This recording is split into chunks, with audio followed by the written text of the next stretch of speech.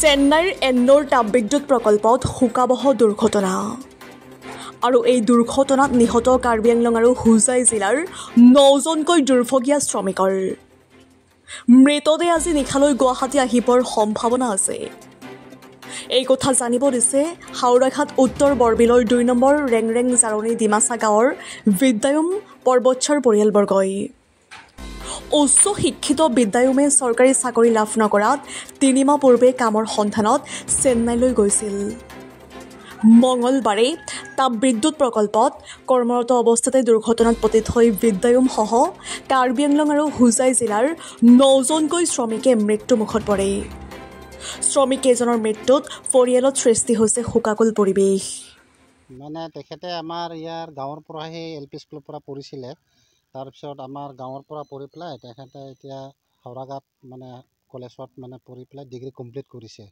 ল'ৰাটো বহুত ভাল আছিলে, মানে তেওঁ মানে খেলা ধূলাটো ভাল আৰু এনে গান চানো অলপ চলপ কৰে, নাচাবিলাকতো ভাল আছিলে ল'ৰাটো।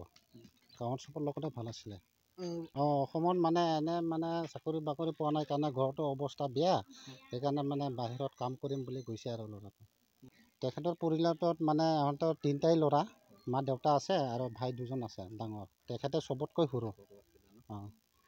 আমি মৃত্যুত মানে এতিয়া আমি অসম চৰকাৰক আমি অনুৰোধ কৰিছোঁ যে আমাৰ গাঁৱৰ পৰা যে বিদ্যায়ুম পৰ্বতছাৰ যে চেন্নাইলৈ কাম কৰিবলৈ গৈছে, তাতে মানে এটা ইণ্ডাষ্ট্ৰীত কাম কৰিছে বুলি কৈছে।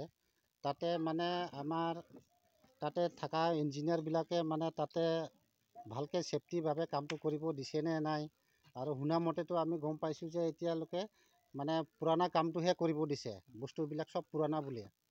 তো নতুন কামত দিয়া নাই, সিহঁতক পুৰাণ কামত দিছে। আৰু তাতে কিভাৱে কিবা কৰিছে এইটো আমাৰ অসম চৰকাৰে তদন্ত ল'লে ভাল বুলি ভাবিছোঁ। আৰু মোৰ ভাইটিৰ নাম বিদ্যায়ুম পৰ্বতছাৰ হয়। মই তাৰ ডাঙৰ কিবা ককাই দাদা। আৰু মোৰ ভাইটি গৈছিলে আজি 3 মাহ হ'ল। আগতে মোৰ লগতে আছিলে ইয়াতে, মই কিবা গুৱাহাটীতে কাম কৰোঁ, মোৰ লগতে আছিলে গুৱাহাটীতে। তাৰপিছত তাই লগৰীয়াৰ লগত গৈছে আজি চেন্নাইত 3 মাহ হ'ল। তাৰপিছত খবৰটো আমি পাইছোঁ যোৱাকালি আবেলি, ঠিক আমি মানে দুৰ্গা পূজা চাই আছিলোঁ। দুৰ্গা পূজা চাওঁতে মানে কল এটা আহিছিলে, মোৰ কিবা ৰিলেশ্যনে হয়। তাই কল কৰিছে যে তোমাৰ ভাইটিটো এনেকৈ শুনিছোঁ এক্সিডেণ্ট হৈছে চেন্নাইত।